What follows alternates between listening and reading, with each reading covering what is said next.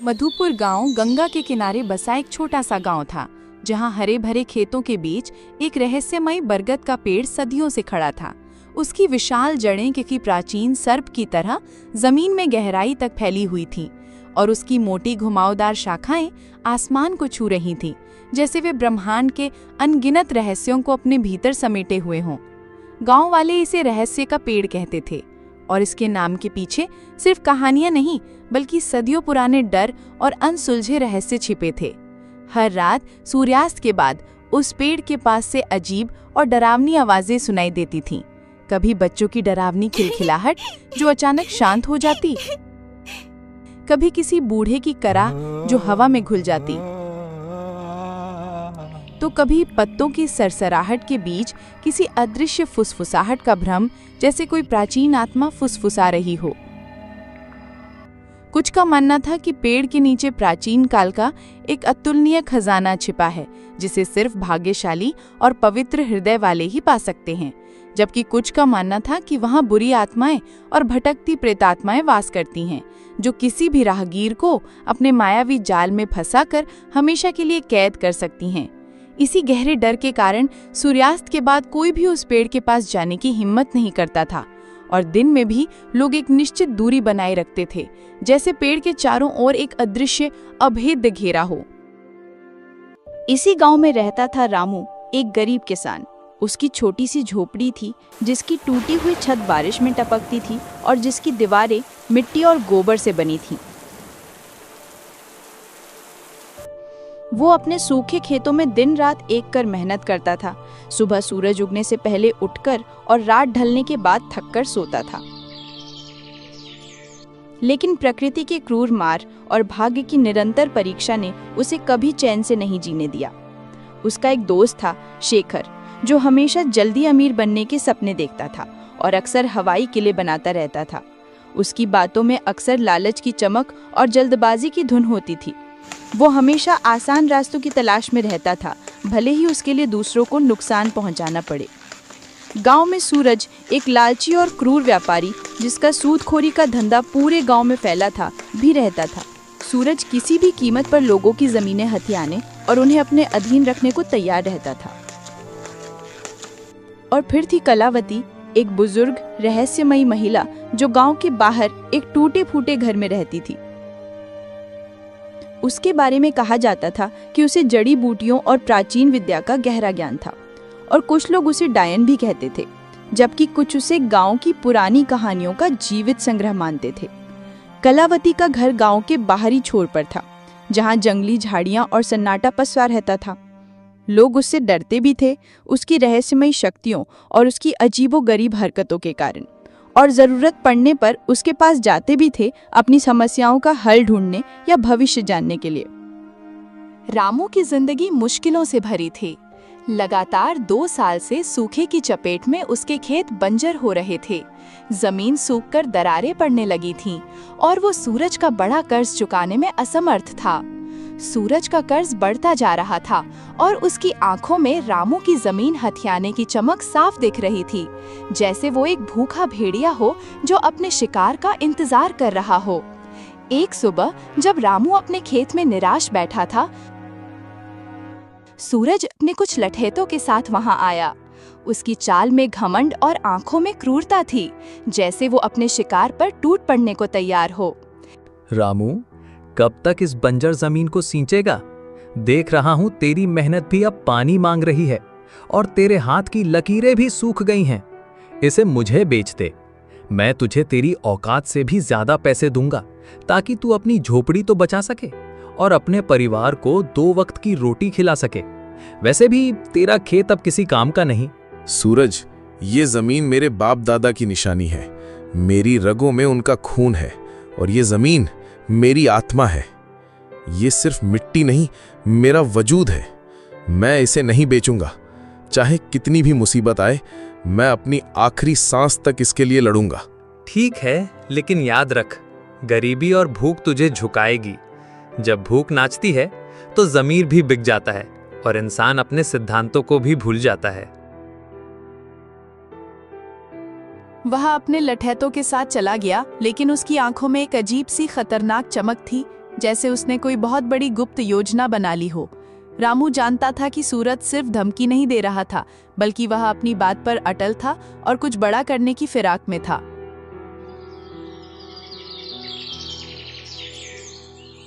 उसी शाम रामू अपने दोस्त शेखर से मिलने गया। शेखर हमेशा जल्दी अमीर बनने की नई नई योजनाएं बनाता रहता था, चाहे वो गांव में चोरी छिपे जुए का अड्डा हो या जंगल से दुर्लभ जड़ी बूटियां निकालने की बात। उसकी हर बात में एक छिपी हुई स्वार्थ की गंध होती थी और वो हमेशा दूसरों का फायदा उठाने के मौके तलाशता रहता था। रामू, सुना है ना, रहस्य के पेड़ के नीचे एक पुराना खजाना छिपा है। गांव वाले सदियों से यही कहते आए हैं और मुझे लगता है कि इस बार ये सच है। मुझे एक पुराना नक्शा मिला है जिस पर कुछ अजीब प्रतीक बने हैं। अगर हम उसे ढूंढ लें तो सारी गरीबी खत्म, हम राजाओं की तरह रहेंगे। तू अपने खेत को सोने से पाट सकेगा और मैं एक बड़ा महल बनाऊंगा जिसे देखकर दुनिया हैरान रह जाएगी।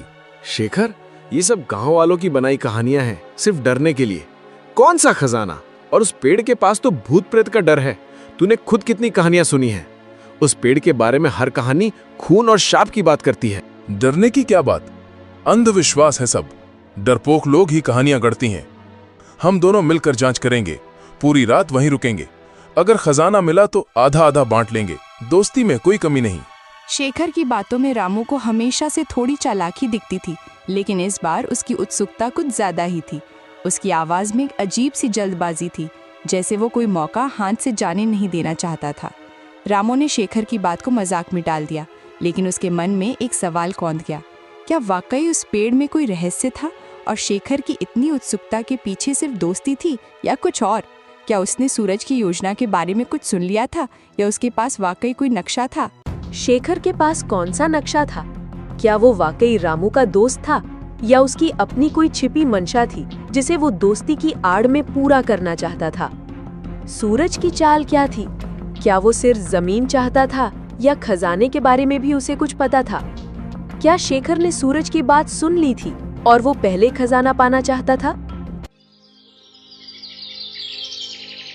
अगले दिन गांव में एक अजीब सी अफवाह फैली।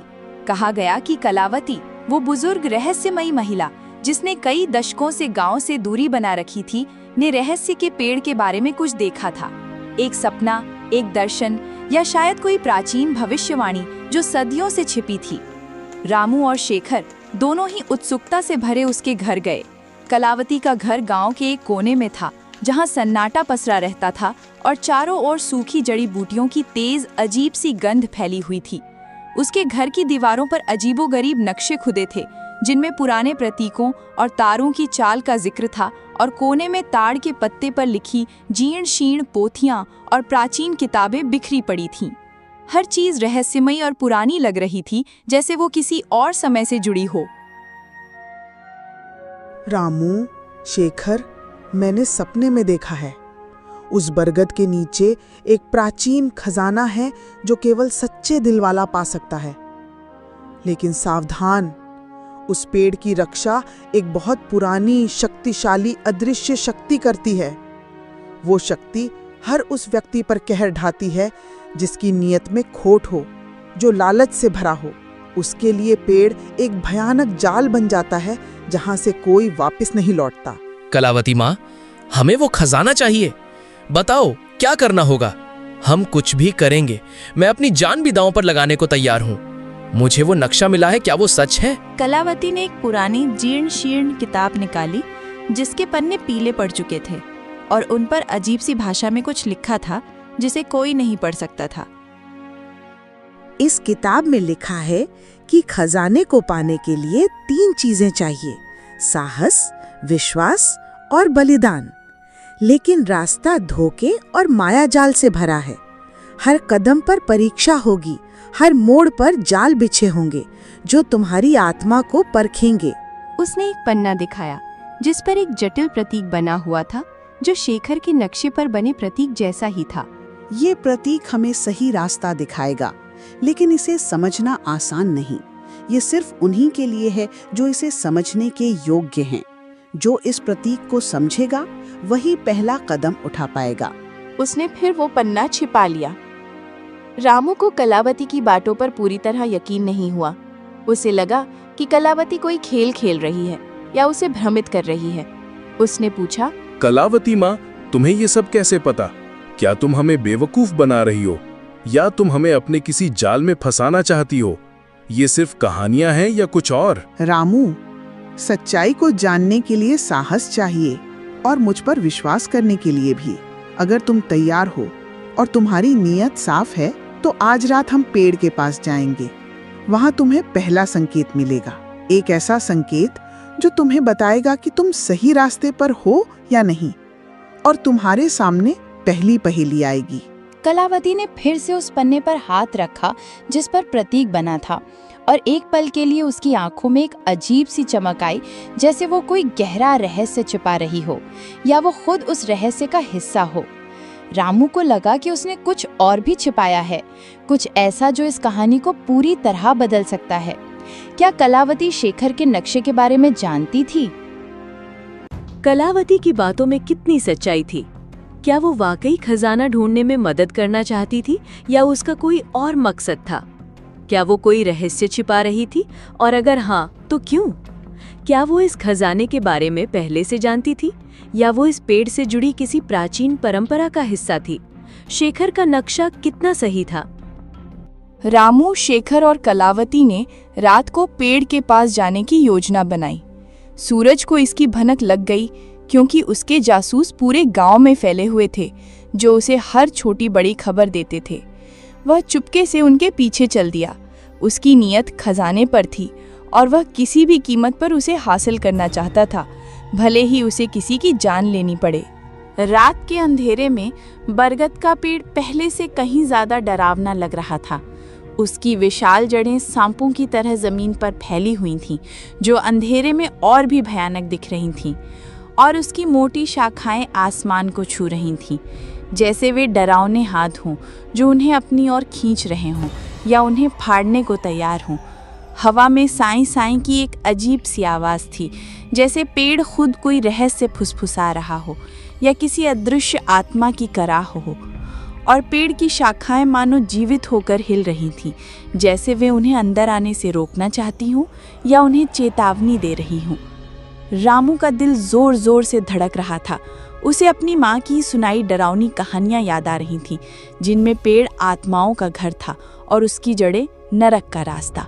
शेखर, ये जगह ठीक नहीं लग रही। मुझे कुछ अजीब सा महसूस हो रहा है। हमें वापस चलना चाहिए। ये सब मजाक नहीं है। यहाँ कुछ अदृश्य शक्ति है जो हमें अंदर नहीं जाने देगी। अरे अब पीछे नहीं हटना, खजाना हमारे सामने है। सोचा था कि तू बहादुर है रामू, क्या तू इन कहानियों से डर गया? ये सिर्फ हवा की आवाजें हैं। चुप रहो दोनों, हमें किताब के निर्देशों का पालन करना होगा। डरोगे तो खजाना कभी नहीं मिलेगा।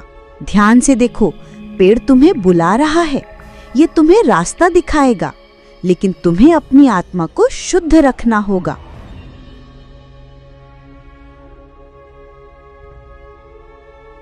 कलावती ने अपनी जीर्ण शीर्ण किताब खोली और एक पुराना जटिल मंत्र पढ़ा, जिसकी भाषा किसी को समझ नहीं आ रही थी, लेकिन उसकी गूंज दिल को कंपा रही थी। मंत्र खत्म होते ही अचानक पेड़ की जड़ों के पास जमीन हिलने लगी, जैसे नीचे कुछ हलचल हो रही हो, और मिट्टी ऊपर उठने लगी एक अजीब सी रोशनी के साथ। एक पुराना जंग लगा ताला दिखाई दिया जो जमीन में धंसा हुआ था और अजीब प्रतीकों से सजा था, जो अंधेरे में चमक रहे थे जैसे वे जीवित हों। देखा रामू, मैंने कहा था ना, खजाना यही है। हम अमीर बनने वाले हैं। हम सब मुसीबतों से बाहर निकल जाएंगे। अब बस इसे खोलना है। इस ताले को खोलने के लिए 3 चीजें चाहिए, एक साहसी का खून, एक विश्वासी का आंसू और एक बलिदान। ये तीनों चीजें एक साथ पवित्र भावना से अर्पित की जानी चाहिए। कोई भी लालच या स्वार्थ इसे भंग कर देगा और खजाने के संरक्षक तुम्हें कभी माफ नहीं करेंगे। रामू ने साहस दिखाते हुए अपना हाथ काटा और खून की कुछ बूंदें ताले पर डाली। ताला हल्का सा चमक उठा और उस पर बने प्रतीक तेजी से जलने लगे, जैसे वे आग पकड़ रहे हों। शेखर ने अपनी माँ की याद में आंसू बहाए और ताले पर डाले। आंसू गिरते ही ताले से एक धीमी रहस्यमयी गूंज सुनाई दी, जैसे पेड़ खुद बोल रहा हो या कोई अदृश्य शक्ति जगा हो। लेकिन बलिदान का मतलब क्या था? कलावती ने अभी तक कोई संकेत नहीं दिया था। बलिदान का मतलब है कि तुम में से कोई अपनी सबसे कीमती चीज यहाँ छोड़ देगा। ये त्याग की निशानी होगी जो खजाने के देवता को संतुष्ट करेगी और तुम्हें उसकी कृपा मिलेगी। यह सिर्फ एक वस्तु नहीं, तुम्हारी आत्मा का अंश होगा। रामू ने अपनी माँ की दी हुई एक पुरानी चांदी की अंगूठी निकाली जो उसके लिए सबसे कीमती थी, उसकी माँ की आखिरी याद, और उसने कभी उसे खुद से दूर नहीं किया था। उसने आंखें बंद करके उसे ताले के पास रख दिया। उसके चेहरे पर दर्द और दृढ़ता थी। शेखर ने अपनी जेब से एक पुराना चमचमाता सिक्का निकाला जो उसके दादाजी का था। वो उसे देने में हिचकिचा रहा था, उसके हाथ कांप रहे थे। उसके चेहरे पर लालच साफ दिख रहा था, लेकिन खजाने की भूख ने उसे मजबूर किया। उसने भी उसे रख दिया, लेकिन कलावती ने कुछ नहीं दिया। कलावती माँ, तुमने बलिदान में कुछ क्यों नहीं दिया? तुमने हमें धोखा दिया है। ये कैसा बलिदान है? मेरा बलिदान मेरा समय है जो मैं तुम्हें दे रही हूँ, और मेरा ज्ञान जो मैं तुम्हें इस यात्रा में दे रही हूँ। तुम दोनों ने जो दिया वो तुम्हारे लिए कीमती था, मेरे लिए नहीं। मेरा बलिदान अलग है और तुम इसे अभी नहीं समझोगे। मेरा जीवन ही मेरा बलिदान है। रामू को शक हुआ, लेकिन तभी ताला एक तेज गड़गड़ाहट जैसी आवाज के साथ खुल गया, जैसे सदियों का रहस्य खुल रहा हो, और जमीन भी कांपने लगी। जमीन में एक गहरा अंधेरा गड्ढा दिखाई दिया, जिसमें एक चमकता हुआ पुराना संदूक रखा था। उसकी चमक इतनी तेज थी कि आंखें चौंधिया गईं, और उसमें से एक अजीब सी मीठी सुगंध आ रही थी जो मन को भ्रमित कर सकती थी। कलावती ने बलिदान नहीं दिया, लेकिन ताला खुल गया। क्या उसने मंत्र में कुछ छिपाया था, या उसके ज्ञान का दावा सिर्फ एक बहाना था? क्या वो इन दोनों को सिर्फ मोहरा बना रही थी, या वो इस खजाने से जुड़ी किसी और गुप्त योजना का हिस्सा थी? क्या उसके जीवन का बलिदान ही वो थी, या कोई और गहरा राज था? संदूक में क्या था? क्या ये वाकई खजाना था, या कोई और रहस्य, कोई जाल? क्या सूरज आ रहा था? क्या पेड़ ने कलावती को ये शक्ति दी थी कि वो बलिदान के बिना भी ताला खोल सके? तभी सूरज अचानक झाड़ियों से निकला। उसकी आंखों में लालच और जीत की चमक थी, जैसे उसने अपनी चाल में जीत हासिल कर ली हो। उसके पीछे उसके लठैत भी थे, जो हथियारों से लैस थे। ये खजाना मेरा है। तुम सब बेवकूफ बन गए। मैंने तुम सब पर नजर रखी हुई थी। अब तुम सब यहाँ से निकलो, या तुम सब का अंजाम बहुत बुरा होगा। उसने शेखर को एक जोरदार धक्का दिया, जो संभल नहीं पाया और नीचे गिर पड़ा। उसका सिर जमीन से टकराया और वो दर्द से कराहने लगा। सूरज संदूक की ओर दौड़ा। उसकी सांसें तेज हो रही थीं और उसकी आंखों में सिर्फ धन की चमक थी। वो कुछ भी देखने को तैयार नहीं था, लेकिन जैसे ही उसने संदूक को छुआ, एक तेज नीली रोशनी निकली, जैसे बिजली कड़क रही हो, और सूरज एक भयानक चीख के साथ बेहोश होकर गिर पड़ा। उसका शरीर तेजी से कांपने लगा। उसके लठैत भी डर कर भाग गए। अपनी जान बचाने के लिए उन्होंने अपने हथियार भी वहीं छोड़ दिए।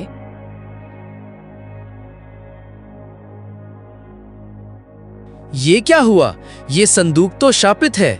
ये तो भूत प्रेतों का काम है। हमें यहाँ से भागना चाहिए, नहीं तो हम भी यहीं फंस जाएंगे। मैंने कहा था ना, खजाना केवल सच्चे दिल वाला पा सकता है। सूरज का लालच उसे ले डूबा।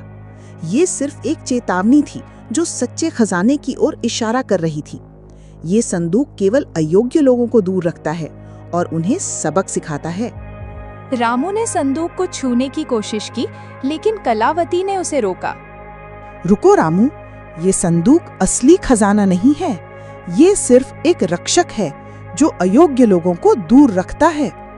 असली खजाना पेड़ की जड़ों में और भी गहराई में छिपा है। हमें एक और परीक्षा देनी होगी, एक ऐसी परीक्षा जो तुम्हारी आत्मा की गहराई को परख लेगी और तुम्हें अपने सबसे गहरे डर का सामना करना होगा। सूरज ने चुपके से पीछा किया और खजाने पर कब्जा करने की कोशिश की, लेकिन वह खुद धोखे का शिकार हो गया। यह संदूक सिर्फ एक जाल था, एक परीक्षण जो लालचियों को दूर रखता था और उन्हें एक गहरा सबक सिखाता था। असली खजाना क्या था? कलावती को ये सब कैसे पता था? क्या वो पेड़ की रक्षा करने वाली शक्ति का हिस्सा थी या वो खुद कोई गुप्त ज्ञान रखती थी? अगला परीक्षण क्या था और क्या रामू उसे पास कर पाएगा? क्या उस संदूक में कोई और रहस्य छिपा था? कलावती ने अपनी जीर्ण शीर्ण किताब से एक और मंत्र पढ़ा जो पहले वाले से भी ज्यादा जटिल और पुराना था, और उसकी आवाज में एक अजीब सी गूंज थी। मंत्र खत्म होते ही पेड़ की जड़ों से एक छोटा सा चमकीला पौधा निकला जिसके फूल सुनहरे थे और उनसे एक दिव्य मनमोहक सुगंध आ रही थी जो मन को शांत कर रही थी। ये फूल सामान्य फूलों से बिल्कुल अलग थे। वे हवा में तैर रहे थे जैसे वे इस दुनिया के न हों, और उनकी चमक अंधेरे में रास्ता दिखा रही थी जैसे वे स्वयं प्रकाश हों। ये फूल अमर हैं। इन्हें बेचकर तुम अपनी गरीबी खत्म कर सकते हो, लेकिन केवल वही इन्हें ले सकता है जिसका दिल साफ हो और जिसमें कोई लालच ना हो। जो इन्हें लालच से छुएगा वो इन्हें खो देगा और उसे कभी सुख नहीं मिलेगा, बल्कि उसे भयानक परिणाम भुगतने पड़ेंगे। रामू ने एक फूल उठाया और उसे शांति और खुशी महसूस हुई। फूल उसके हाथ में चमकने लगा और उसकी चमक रामू के चेहरे पर एक अजीब सी रोशनी ला रही थी, जैसे वह स्वयं प्रकाशित हो गया हो। शेखर ने भी एक फूल लिया, लेकिन उसका फूल उसके हाथ में आते ही मुरझा गया और फिर धूल में बदल गया। शेखर के चेहरे पर निराशा और क्रोध साफ दिख रहा था और उसकी आंखों में भयानक दर्द था। ये क्या हुआ? मेरा फूल क्यों मुरझा गया? कलावती माँ, तूने मुझसे झूठ कहा है। तू हमें बेवकूफ बना रही है। लालच और धोखा तुम्हें कभी सुख नहीं देगा शेखर। ये फूल केवल उन्हीं के लिए हैं जो निस्वार्थ हैं और जिनकी आत्मा शुद्ध है। तुम्हारी आत्मा में लालच भरा है, इसलिए ये फूल तुम्हें स्वीकार नहीं करते, बल्कि तुम्हें अस्वीकार करते हैं। कलावती माँ, तुम्हें ये सब कैसे पता? और तुमने बलिदान क्यों नहीं दिया? तुम कौन हो? क्या तुम इस पेड़ की रखवाली करती हो? रामू, मैंने तुम्हें रास्ता दिखाया। मेरा बलिदान मेरी सच्चाई थी। मेरा विश्वास था कि तुम इसे ढूंढ सकते हो, और तुम में वो सच्चाई थी। मैं इस पेड़ की संरक्षक नहीं हूँ, लेकिन मैं उन प्राचीन ज्ञान की रखवाली करती हूँ जो इस खजाने तक पहुँचाते हैं। मेरे पूर्वज इस पेड़ और इसके रहस्य के बारे में जानते थे, और उन्होंने ये ज्ञान पीढ़ी दर पीढ़ी सौंपा है। मैं इस ज्ञान की अंतिम कड़ी हूँ। उसकी आंखों में एक चमक थी, जैसे वो कुछ और भी छिपा रही हो, कोई गहरा रहस्य जो रामू अभी नहीं समझ सकता था, लेकिन जिसे जानने का समय आ गया था। कलावती ने असली खजाने का रहस्य पहले ही जान लिया था, लेकिन उसने रामू और शेखर को सिर्फ आधा सच बताया। क्या वो अपनी पहचान छिपा रही थी? क्या वो इस ज्ञान का उपयोग किसी और उद्देश्य के लिए कर रही थी, या वो इस खजाने से जुड़ी किसी और बड़ी शक्ति का हिस्सा थी? क्या वो कोई प्राचीन रहस्यमयी समाज से संबंध रखती थी जिसकी जिम्मेदारी इस खजाने की रक्षा करना थी? शेखर को गुस्सा आ गया। उसने सोचा कि कलावती उसे बेवकूफ बना रही है और वह अकेला ही सारे फूल हड़पना चाहती है। उसने रामू से कहा, रामू, ये कलावती माँ हमें बेवकूफ बना रही है। सारा खजाना वो खुद लेना चाहती है। ये सब उसका नाटक है। हमें यहाँ से भागना चाहिए। शेखर ने कलावती पर हमला करने की कोशिश की। उसकी आंखों में गुस्सा और लालच साफ दिख रहा था। वो तलवार की तरह कलावती की ओर लपका, लेकिन तभी पेड़ की शाखाएं तेजी से हिलने लगी और एक अजीब सी डरावनी आवाज गूंजी, जैसे पेड़ खुद बोल रहा हो या किसी अदृश्य शक्ति ने आवाज दी हो जो शेखर को चेतावनी दे रही थी। शेखर डर के मारे पीछे हट गया। उसका शरीर कांप रहा था और उसके हाथों से तलवार छूट गई, जैसे वो जल रही हो। शेखर, तू मेरा दोस्त है, फिर भी तुझ में इतना लालच है। कलावती माँ सही कह रही है, खजाना सच्चाई का है, लालच का नहीं। तूने मेरी दोस्ती का भी अपमान किया है और अब इस पवित्र स्थान को भी अपवित्र कर रहा है। शेखर ने अपनी गलती मानी, लेकिन उसकी आंखों में लालच अभी भी था, एक ऐसी भूख जो मिटने का नाम नहीं ले रही थी, जैसे वो उसके खून में समा गई हो। उसने चुपके से एक और सुनहरा फूल तोड़ने की कोशिश की, इस बार और तेजी से। उसने सोचा कि कोई उसे देख नहीं रहा। उसने फूल तोड़ लिया और भागने की कोशिश की, लेकिन जैसे ही वो गांव की ओर भागा, फूल उसके हाथ में जलने लगा और फिर राख में बदल गया। एक अजीब सी ऊर्जा ने उसे पीछे धकेला और वो जमीन पर गिर पड़ा। उसके शरीर में भयानक दर्द होने लगा और उसे लगा कि उसकी आत्मा जल रही है। शेखर ने रामू और कलावती को धोखा देने की कोशिश की, लेकिन उसका लालच उसे ले डूबा। पेड़ ने खुद उसे सजा दी, ये दिखाते हुए कि प्रकृति कभी लालच का साथ नहीं देती और उसके नियम बहुत कठोर होते हैं। क्या शेखर फिर से कोई साजिश रचेगा? क्या पेड़ की शक्ति उसे सबक सिखाएगी या उसे हमेशा के लिए बांध लेगी? क्या सूरज के लठैट वापस आएंगे और इस बार उनका क्या इरादा होगा? पेड़ का क्रोध कितना भयानक हो सकता है। जैसे ही शेखर जमीन पर पड़ा था, दर्द से कराह रहा था। सूरज, जो अभी भी बेहोश पड़ा था, धीरे धीरे उठने लगा। उसकी आंखों में बदला लेने की आग थी, जो पहले से कहीं ज्यादा भयंकर थी, और उसके चेहरे पर एक भयानक मुस्कान थी। उसने रामू को देखा, जिसके पास अभी भी चमकीला सुनहरा फूल था, और उसकी आंखों में ईर्ष्या साफ झलक रही थी। तो ये है असली खजाना, मैं इसे नहीं छोड़ूंगा, ये मेरा है, अब कोई मुझे रोक नहीं पाएगा। उसने रामू पर हमला किया। उसके हाथों में पत्थर था, वह रामू को मारना चाहता था, लेकिन इस बार कलावती तेजी से आगे आई। उसकी चाल में एक अजीब सी फुर्ती थी, जैसे वो हवा में तैर रही हो। उसने एक और मंत्र पढ़ा और पेड़ से कुछ विशाल जड़ें निकली, जिन्होंने सूरज को जकड़ लिया, जैसे वे उसे निगलने को तैयार हों, और उसकी चीखें हवा में गूंजने लगी। सूरज चीखने लगा, उसकी आवाज जंगल में गूंजी, लेकिन वह हिल नहीं पा रहा था। लालच तुम्हें हमेशा अंधेरे की ओर ले जाएगा सूरज। ये पेड़ तुम्हें तब तक नहीं छोड़ेगा जब तक तुम अपने पापों का प्रायश्चित नहीं कर लेते और अपनी नीयत साफ नहीं कर लेते। प्रकृति कभी अन्याय का साथ नहीं देती और वो अपने संरक्षकों की रक्षा करती है।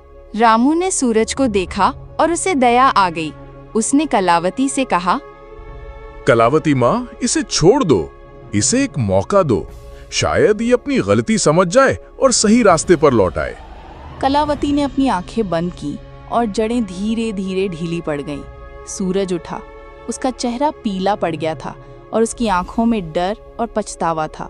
वो जानता था कि उसने क्या खो दिया था और पेड़ ने उसे क्या सबक सिखाया था। वो बिना एक शब्द कहे भागा। उसकी परछाई अंधेरे में खो गई, जैसे वो कभी था ही नहीं। क्या सूरज सच में बदल गया था या वो फिर से कोई चाल चलेगा? क्या ये खजाना रामू के जीवन में शांति लाएगा या और मुश्किलें?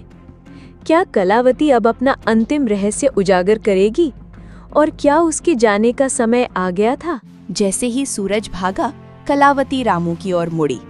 उसकी आंखों में अब कोई रहस्य नहीं था, बल्कि एक गहरी शांति और ज्ञान था, जैसे उसने अपना जीवन भर का कर्तव्य पूरा कर लिया हो। उसके चेहरे पर एक अजीब सी चमक थी, जो पहले कभी नहीं दिखी थी। रामू, अब समय आ गया है कि मैं तुम्हें अपना अंतिम रहस्य बताऊं। मैं सिर्फ एक जड़ी बूटी बेचने वाली रहस्यमयी बुजुर्ग महिला नहीं हूं। मैं इस बरगद के पेड़ के प्राचीन संरक्षकों में से एक हूं। मेरे पूर्वज सदियों से इस खजाने और इसकी शक्ति की रक्षा करते आए हैं। ये खजाना सिर्फ भौतिक धन नहीं है, बल्कि ये जीवन का संतुलन है, प्रकृति की शक्ति का प्रतीक। ये सुनहरे फूल सिर्फ धन नहीं देते, बल्कि ये शुद्ध ऊर्जा हैं, जो धरती को उर्वर बनाती हैं और दिलों को शुद्ध करती हैं। ये पेड़ सिर्फ एक पेड़ नहीं, बल्कि प्रकृति की आत्मा है, और इसका खजाना उसकी जीवनदायिनी शक्ति। तो तुम पहले से ये सब जानती थी और तुम यहाँ क्यों रुकी थी?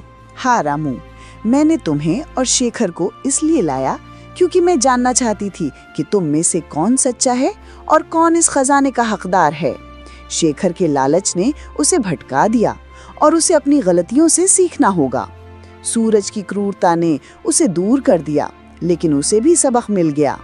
लेकिन तुमने अपनी सच्चाई, दया और निस्वार्थ भाव से खुद को साबित किया। तुम ही इस खजाने के वास्तविक उत्तराधिकारी हो। उसने एक और फूल रामू को दिया। ये फूल अनंत हैं, जब तक इनका उपयोग अच्छे के लिए किया जाएगा। जब तुम इन्हें बेचोगे तो ये तुम्हारी गरीबी दूर करेंगे, लेकिन इनका असली मूल्य तुम्हारी मेहनत और ईमानदारी से बढ़ेगा और ये तुम्हारी आत्मा को और भी शुद्ध करेंगे। कलावती ने अपनी आंखों में एक अजीब सी चमक के साथ कहा, मेरा बलिदान रामू इस खजाने के रहस्य को इतने सालों तक अपने भीतर छिपाए रखना था। मेरी जिम्मेदारी थी कि मैं सही व्यक्ति को ये रास्ता दिखाऊं और इस प्राचीन ज्ञान को आगे बढ़ाऊं। अब मेरी जिम्मेदारी पूरी हुई। इस पेड़ की शक्ति और इसका ज्ञान अब तुम्हारे साथ रहेगा। कलावती का शरीर धीरे धीरे पारदर्शी होने लगा और फिर वो हवा में घुल गई, जैसे वो कभी वहां थी ही नहीं, या जैसे वो किसी और रोग से आई थी और अब अपनी असली घर लौट रही थी। उसकी आवाज रामू के कानों में गूंजती रही। रामू अकेला रह गया। उसके हाथ में सुनहरे फूल थे और उसके मन में एक गहरा रहस्य और एक नई जिम्मेदारी। उसने महसूस किया कि कलावती सिर्फ एक बुजुर्ग महिला नहीं थी, बल्कि वह प्रकृति का ही एक अंश थी, या कोई प्राचीन आत्मा जो इस खजाने की रक्षा कर रही थी।